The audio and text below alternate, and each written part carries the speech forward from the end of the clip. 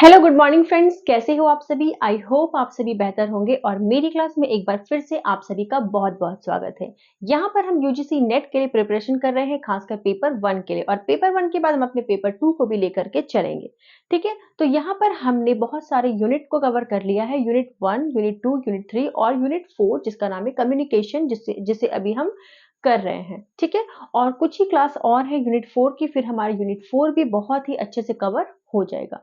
हम यहाँ पर कौन से टॉपिक को कवर कर रहे हैं, यहाँ पर हम कवर कर रहे हैं कम्युनिकेशन मॉडल को। ठीक है, कल के क्लास में हमने कम्युनिकेशन मॉडल में एक को कवर कर लिया है, जिसका जो कौन सा मॉडल था, लीनियर मॉडल ऑफ कम्युनिकेशन। ठीक है, और आज हम दूसरे कम्युनिकेशन मॉडल के बारे में बात करने वाले हैं। चलिए, अगर आप मेरे साथ नए जुड़े हो तो प्लीज मेरे चैनल को सब्सक्राइब करिए, मेरे वीडियो को लाइक करिए और शेयर करना ना भूलिए। बेल आइकन जरूर दबाइएगा, जिससे मेरे चैनल पर आए सभी तरह की नोटिफिकेशन आपको एट अ टाइम पे मिल पाए। चलिए,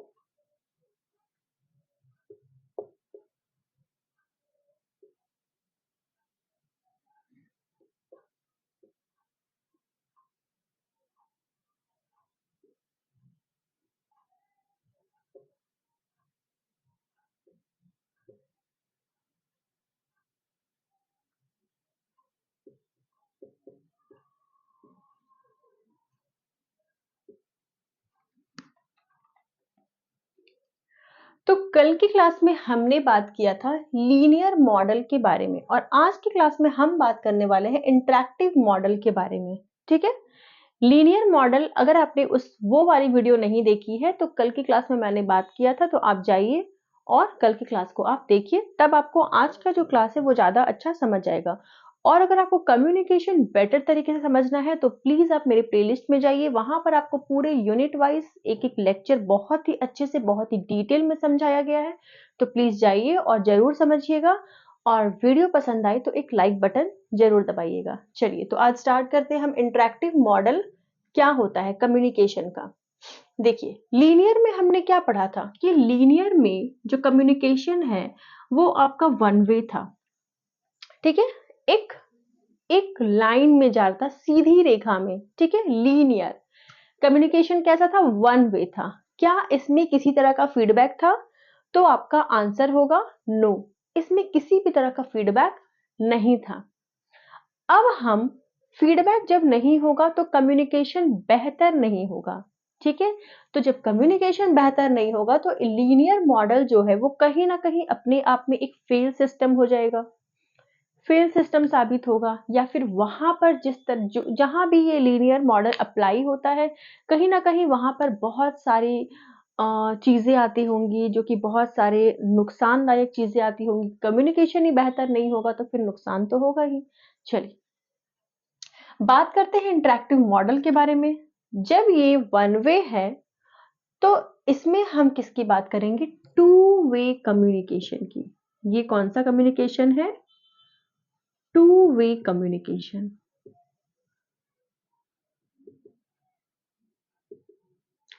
यानी कि इसमें सेंडर जो है वो अपनी बात रिसीवर तक तो पहुंचा रहा है लीनियर में, लेकिन रिसीवर उसको रिस्पॉन्स नहीं कर पा रहा है। कहाँ, लीनियर मॉडल में। पर इंटरैक्टिव में ऐसा नहीं है। इंटरैक्टिव में सेंडर अपनी बात रिसीवर तक पहुंचाएगा तो रिसीवर भी उसको फीडबैक देगा। यानी कि यहां पर जो है वो फीडबैक है। टू वे कब होगा, जब फीडबैक आएगा, रिस्पॉन्स आएगा, यानी कि यहां पर फीडबैक है। लेकिन फीडबैक हो ये जरूरी भी नहीं है। ठीक है, सपोज मैं आपको ये चैप्टर समझा रही हूँ, तो मैं सेंडर हूँ, मैंने आप तक अपना मैसेज पहुंचा दिया। अब आप क्या करोगे, आपके पास भी पूरा राइट है कि आप रिस्पॉन्ड करो, आप कमेंट करो, आप फीडबैक दो, ठीक है। लेकिन आप रिस्पॉन्स करोगे ये जरूरी तो नहीं है, आप फीडबैक करोगे ये जरूरी तो नहीं है। तो यहाँ पर फीडबैक हो सकता है, बट फीडबैक हो ही ये जरूरी नहीं है। कभी कभी फीडबैक क्या होता है कि लेट से भी होता है, फीडबैक में डिले हो जाता है। सपोज आपने आज एक वीडियो देखा, ठीक है, और आपने कोई रिस्पॉन्स नहीं किया, फिर आपने इसी यूनिट का वीडियो कहीं और देखा। हो सकता है कि वहां आपको उतनी क्लियर तरीके से समझ ना आए, और मेरी वीडियो आपको बहुत अच्छी लगे, तो आप क्या करोगे, वापस से मेरी वीडियो में आओगे और कहोगे कि आपने दूसरे के कंपैरिजन में बहुत अच्छा एक्सप्लेन किया। जब आप ये बातें करोगे तो फीडबैक क्या है, फीडबैक डिले है, क्योंकि आपने एट अ टाइम पे रिस्पॉन्स नहीं किया।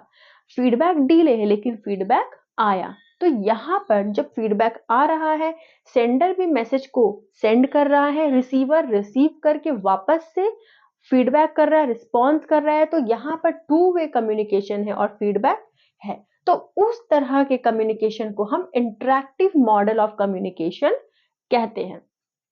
अब आप बताइए कि लीनियर अच्छा हुआ या इंटरैक्टिव अच्छा हुआ। बिल्कुल आप सभी कहेंगे कि इंटरैक्टिव अच्छा है, बिल्कुल इंटरैक्टिव अच्छा है। तो इंटरैक्टिव क्या होता है आप ये समझ गए।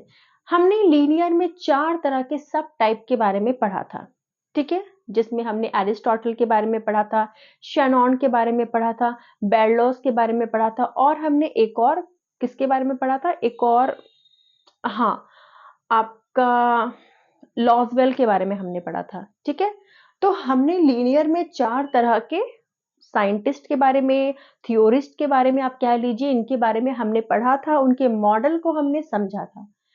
आज की क्लास में हम जब इंटरैक्टिव मॉडल पढ़ेंगे तो उसमें हम इसके 2 सब टाइप के बारे में पढ़ने वाले हैं। फिलहाल आप इसको अगर अपने ओन वर्ड्स में लिखना चाहें तो लिख सकते हैं, ठीक है। आप इसको अपने ओन वर्ड्स में एक बार लिख लीजिएगा।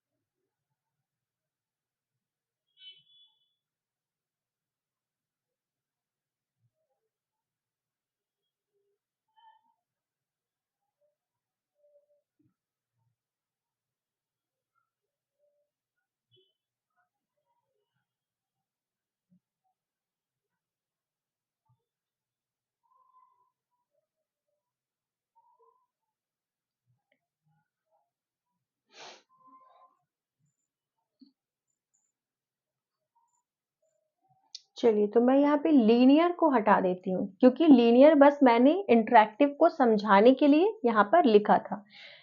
आज का टॉपिक हमारा लीनियर नहीं है, ठीक है। यहाँ से आप अच्छे से बेहतर तरीके से कंपेयर कर सकते थे, इसलिए मैंने इसको लिखा था। अब हम इसके सब टाइप के बारे में बात करेंगे, यानी कि अगर हम बात करेंगे तो ए नंबर की। एक काम करती हूँ, मैं ना इसको भी रफ कर ही देती हूँ, या फिर छोड़ो, रफ कर दूं क्या।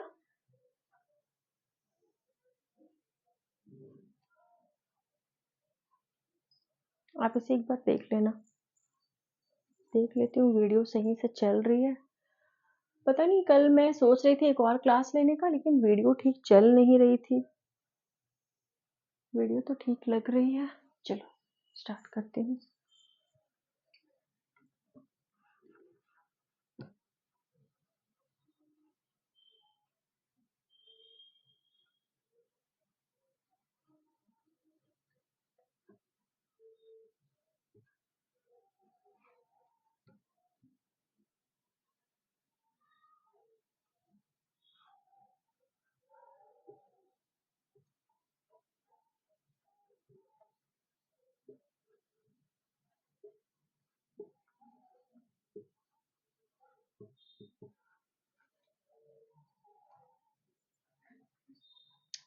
इंटरैक्टिव मॉडल में अगर हम उसके पार्ट 1 की बात करें, यानी कि इसके सब टाइप के बारे में बात करें, तो पहला टाइप जो है जिसके बारे में हम पढ़ने वाले हैं वो है हमारा Wilbur's Schramm and Osgood model of communication. क्या होता है ये?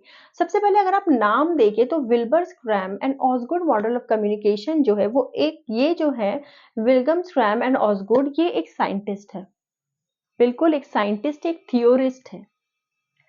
इन्होंने कम्युनिकेशन को किस तरह डिफाइन किया? इन्होंने कहा कि कैसे एक पर्सन जो है कैसे एक पर्सन जो है वो दूसरे पर्सन से किस तरह से कम्युनिकेट करता है। इन्होंने कम्युनिकेशन को बताते हुए कहा कि किस तरह से एक पर्सन जो है वो दूसरे पर्सन से कम्युनिकेट करता है। कम्युनिकेट करने में उसकी स्पीच कैसी है, अगर वो राइटिंग करके कम्युनिकेट कर रहा है तो उसकी राइटिंग कैसी है, ठीक है, उसका वे कैसा है, तो स्पीच, राइटिंग, किस वे का वो यूज कर रहा है, किस चैनल का वो यूज कर रहा है, इन सभी के बारे में ये बात करते हैं, ठीक है। स्पीच के बारे में,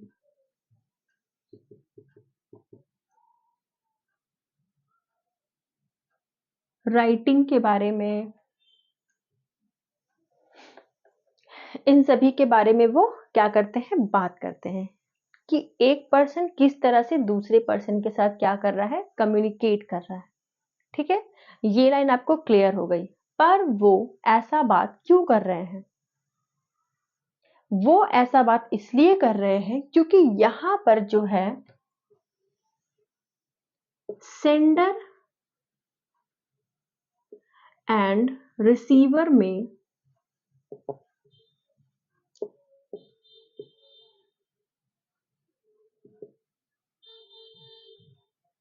रिलेशनशिप देखा जाता है।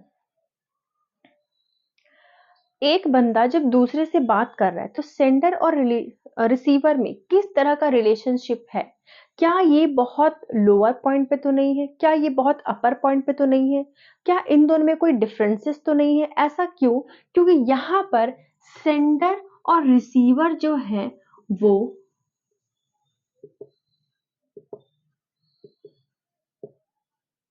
इक्विलिब्रियम पर, यानी कि इक्वल मैटर करते हैं। इन दोनों का जो रोल है वो इक्वल है। क्या है? Equal and reciprocal. इसको मैं हटा देती हूँ, इक्विलिब्रियम को। इन दोनों का रोल क्या है?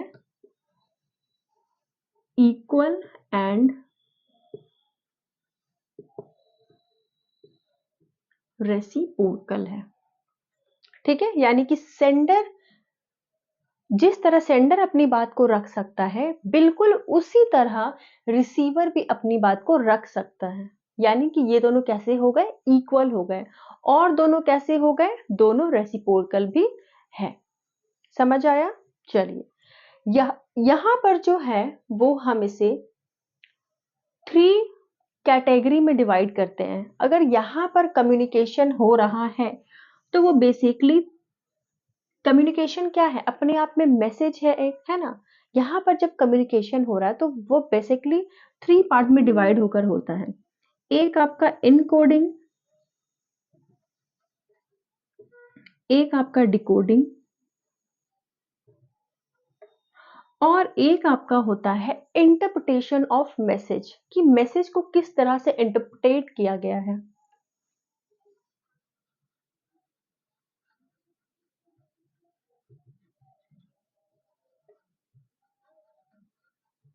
किस तरह से मैसेज को इंटरप्रेट किया गया है, ठीक है। यानी कि कम्युनिकेशन में यहाँ पर कितने कैटेगरी हो गए? ये आपका इनकोडिंग हो गया, दूसरा आपका डिकोडिंग हो गया, और तीसरा आपका इंटरप्रिटेशन ऑफ मैसेज, कि किसी मैसेज को आप किस तरह से क्या करते हैं, इंटरप्रेट करते हैं, ठीक है। क्यों जरूरत पड़ी इस राइटर के मॉडल को पढ़ने की? क्यों जरूरत पड़ी? क्योंकि क्योंकि यहाँ पर फीडबैक है, टू वे कम्युनिकेशन है। तो ये क्या कर रहा है? लीनियर वाले कम्युनिकेशन की जो भी चीजें थी उसको रेक्टिफाई कर रहा है और उसको मॉडिफाई कर रहा है। यानी कि यहाँ पर ये काम क्या कर रहा है,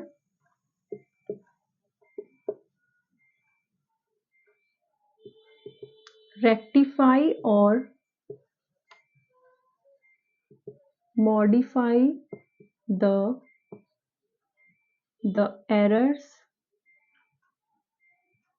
ऑफ, एरर्स नहीं बोलेंगे क्योंकि वो गलतियां नहीं है, वो कमियां हैं।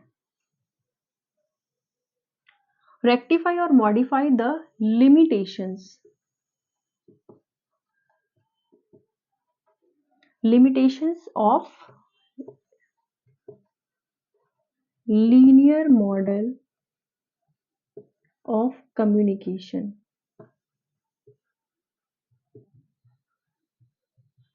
ठीक है, यानी कि इनके मॉडल की, या फिर अगर बात करें इंटरैक्टिव मॉडल की जरूरत क्यों पड़ी, तो इंटरैक्टिव मॉडल की जरूरत हमें लीनियर मॉडल में जो भी लिमिटेशंस थी, जो भी उसमें कमियां थी, उसे दूर करने के लिए हमें, उसे रेक्टिफाई करने के लिए, उसे मॉडिफाई करने के लिए हमें Wilbur's Schramm and Osgood model of communication की जरूरत पड़ी। यानी कि इन शॉर्ट आप कह सकते हो तो आपको इंटरैक्टिव मॉडल की जरूरत पड़ी। चलिए, तो ये आपको समझ आया इसके क्या क्या फीचर्स है, इसमें फीडबैक है, इसलिए हम इसे टू वे कम्युनिकेशन कह सकते हैं। इसके और क्या फीचर्स हैं, तो इसमें और फीचर्स है कि सेंडर और रिसीवर जो है वो दोनों इक्वल होते हैं और वो दोनों रेसिप्रोकल भी होते हैं। और इसके फीचर्स की अगर हम बात करें तो ये रेक्टिफाई कर रहा है, यानी कि इसमें टू वे कम्युनिकेशन है, वो क्या कर रहा है, लीनियर में जो भी लिमिटेशंस थे उसको दूर करने की कोशिश कर रहा है। दो लोगों के बीच में जिस तरह से कम्युनिकेशन हो रहा है उसका वे क्या है उसको समझने की कोशिश कर रहा है, स्पीच क्या है, उसका राइटिंग क्या है, उसका टोन क्या है, उसका वॉइस क्या है। ठीक है, तो इन सभी चीजों को ध्यान में रखते हैं कहां पर, इंटरैक्टिव मॉडल ऑफ कम्युनिकेशन में। चलिए, तो ये वाला टॉपिक हमारा हो गया है। ये वाला पॉइंट नंबर 1 हमारा हो गया, point number A, Wilbur's Schramm and Osgood model of communication. अब हम बात करेंगे पॉइंट नंबर बी की, आप इसे नोट कर लीजिए।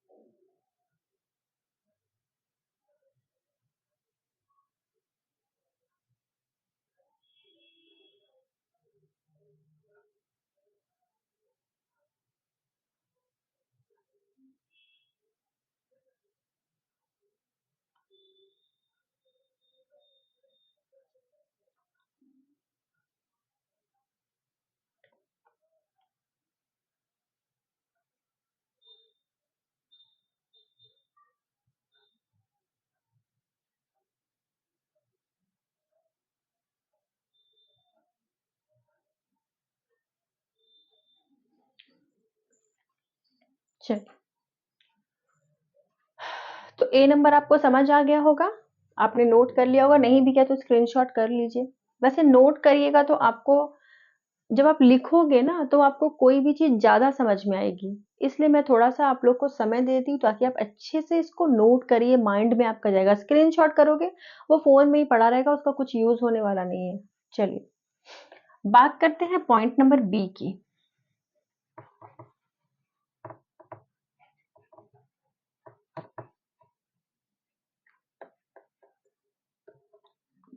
डस्टर लाना भूल जा रही हूँ मैं।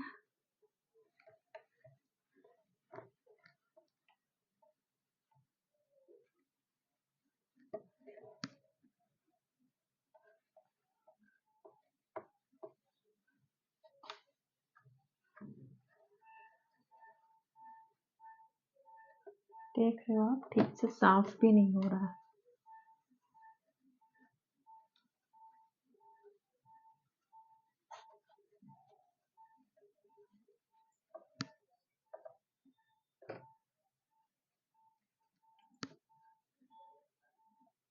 एक बार मैं डस्टर लेकर आती हूँ।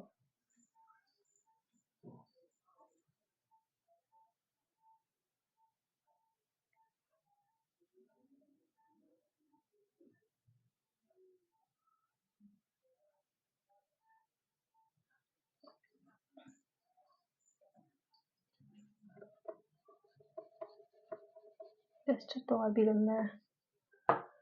हाँ, चलो बात करते हैं पॉइंट नंबर बी की।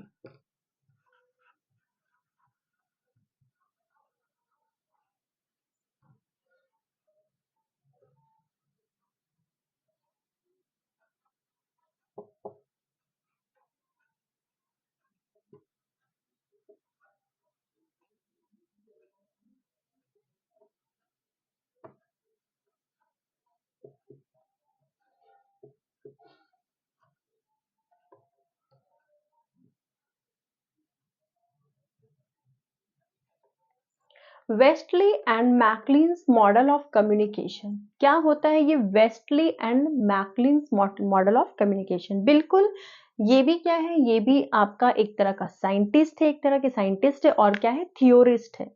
इन्होंने भी इंटरैक्टिव मॉडल ऑफ कम्युनिकेशन पे अपनी राय दी। ठीक है, सभी लोगों ने अपनी अपनी राय दी है, तो इन्होंने भी अपनी राय दी। ये भला क्यों पीछे छूटे? आप सोच रहे हो मैं हर एक साइंटिस्ट की बातें क्यों बता रही हूँ? क्योंकि एग्जाम के पॉइंट ऑफ व्यू से बहुत ही ज्यादा जरूरी है ये मॉडल पढ़ना। ठीक है, बहुत ही ज्यादा जरूरी है, तो इस मॉडल को एकदम अच्छे से पढ़ के जाइएगा। मैं बहुत ही इसलिए एक्सप्लेन करके आप सभी को समझा रही हूँ। इसका मेनली फोकस्ड किस पे होता है? Mainly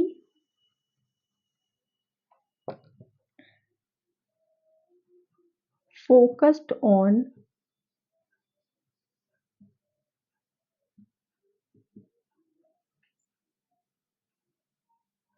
mass communication and environment। इसका जो मेनली फोकस्ड है वो मास कम्युनिकेशन पे है और एनवायरनमेंट पे है। इसका ये कहना है कि जब सेंडर जो है वो कोई बात बोलता है, सेंडर जो है वो कोई भी बात बोलता है, तो उसे हम कम्युनिकेशन नहीं कहेंगे। सपोज ये सेंडर है, इसने अपने मुंह से कुछ बोला या कोई मैसेज दिया। ये रिसीवर है, इसने अपने कान से इस मैसेज को सुन लिया। ये कम्युनिकेशन नहीं है इनके अकॉर्डिंग, इनके अकॉर्डिंग ये कम्युनिकेशन नहीं है। लेकिन कम्युनिकेशन ये किसके अकॉर्डिंग है? जब हम लीनियर मेथड पढ़े थे तो हमें पता चला था कि उसके अकॉर्डिंग इस तरह के वे को हम कम्युनिकेशन कहते हैं। लेकिन जब हम बात करते हैं वेस्टले and MacLean's model of communication की, तो इनके अकॉर्डिंग इस तरह का कम्युनिकेशन कम्युनिकेशन नहीं होता है, बल्कि इनके अनुसार कम्युनिकेशन कब होता है?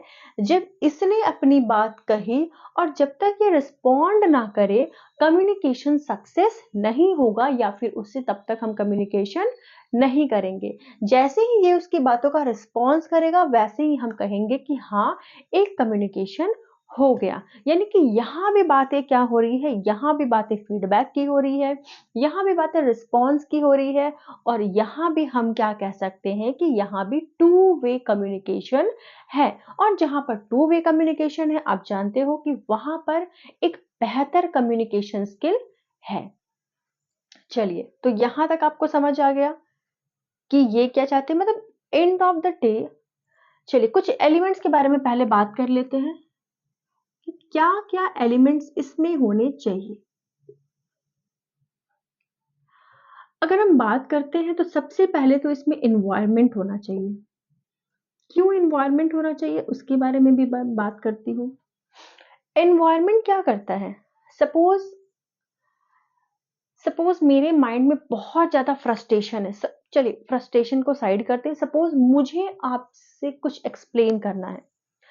अब यहाँ पर टू मच नॉइजेस है, बहुत ज्यादा साउंड है, लाउड है, नॉइजेस है, तो मैं जो भी बातें आपको बोलूंगी आप नहीं समझ पाओगे, या फिर आप समझने की कोशिश करोगे पर इतने सारे लाउड होंगे कि मैं ठीक से एक्सप्लेन ना कर पाऊं इन लाउड के कारण। तो यहाँ पर एनवायरनमेंट सही नहीं होगा। तो क्या होगा, हमारे अंदर स्टिमुली जो आती है, जो कुछ करने की चीजें आती, वो नहीं हो पाएगी। इसलिए एनवायरनमेंट बहुत ज्यादा मायने रखता है किसी भी कम्युनिकेशन को करने के लिए। सपोज मैं आपको पढ़ा रही हूँ तो मुझे एक शांत एनवायरनमेंट चाहिए, ठीक है। तो एनवायरनमेंट इसका मेन एलिमेंट है। दूसरा अगर हम बात करें तो सेंसरी एक्सपीरियंस।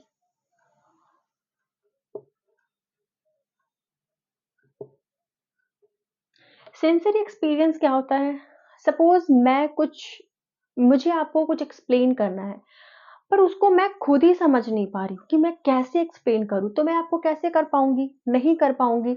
तो सेंसरी एक्सपीरियंस होना भी कब कम्युनिकेशन में बहुत ही ज्यादा जरूरी है, तो ये भी इसका एक एलिमेंट है। बात करते हैं थर्ड की, तो ऑब्जेक्ट। ऑब्जेक्ट, सबसे पहले ऑब्जेक्ट की बात ना करके सबसे पहले हम इस दूसरे की बात करते हैं, यानी कि सेंडर। मैं सेंडर हूं, मुझे आप तक बात पहुंचानी है तो मेरा होना भी जरूरी है। सेंडर के बाद ऑब्जेक्ट आएगा। ऑब्जेक्ट यानी कि मैसेज, ठीक है। क्या बात पहुंचानी है, यानी कि बात का भी होना जरूरी है, मैसेज का भी होना जरूरी है, बस आपके सामने जाके मुंह तो नहीं चला सकती, मैसेज होना जरूरी है। मैसेज कैसे पहुंचेगा, तो इसके लिए चैनल होना जरूरी है। किसे पहुंचेगा, तो इसके लिए रिसीवर का होना जरूरी है, ठीक है। रास्ते में अगर हम बात करें तो एक गेट कीपर होता है। ये गेट कीपर का काम क्या होता है, अगर मैसेज में कुछ रेक्टिफाई की जरूरत है या कुछ मॉडिफाई की जरूरत है, तो ये गेट कीपर क्या करता है, उसको रेक्टिफाई करता है या फिर उसको मॉडिफाई करता है। तो 1 2 3 4 5 6 7, ठीक है। तो ये सारे एलिमेंट्स होते हैं जिसकी मदद से, मतलब ये सारे एलिमेंट्स जो है वो एक अच्छा कम्युनिकेशन करने के लिए बहुत ही ज्यादा क्या है, जरूरी है। किनके अकॉर्डिंग, आपके सामने है Westley and MacLean's model of communication, इनके अकॉर्डिंग ये होना बहुत जरूरी है, ठीक है। तो यहां पर हमने क्या देखा, ये मेनली किस पर फोकस्ड है, तो ये मेनली फोकस्ड है मास कम्युनिकेशन एंड एनवायरनमेंट पर। जब हमने नंबर एक की बात की थी, वो मेनली किस पे फोकस था, दो लोगों के बीच में किस तरह से इंटरेक्शन हो रहा है, स्पीच के थ्रू हो रहा है, राइटिंग के थ्रू हो रहा है, डिस्कोर्स के थ्रू हो रहा है, कैसे इंटरेक्शन हो रहा है, यानी कि वहां पर इंटरेक्शन पर फोकस थी, वहां पर बातें पर फोकस थी, वहां पर स्किल पे फोकस थी, और यहाँ पर आपका मास कम्युनिकेशन और एनवायरनमेंट पे ये फोकस है। आई होप आपको इंटरेक्टिव मॉडल समझ में आ गया होगा। लीनियर में हमने वन वे कम्युनिकेशन पढ़ा और इंटरेक्टिव में हमने टू वे कम्युनिकेशन पढ़ा। लीनियर में हमारा फीडबैक नहीं था और इंटरेक्टिव में हमारा फीडबैक था। ये पूरा जो है वो इसी बात पर डिपेंड करता है, बस फर्क ये है कि आपको अच्छे से उसको समझना होगा, ठीक है। चलिए, तो आज के लिए इतना ही। बाकी जो हमारा ये जो सेकंड